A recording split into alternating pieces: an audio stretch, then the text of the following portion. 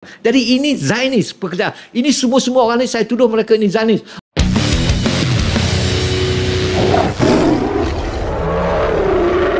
Itu pensejarahan, mematikan Kampung Kerinci, Pantai Dalam, Abdullah Hukum, artinya mematikan pensejarahan Melayu. You kill the historical root.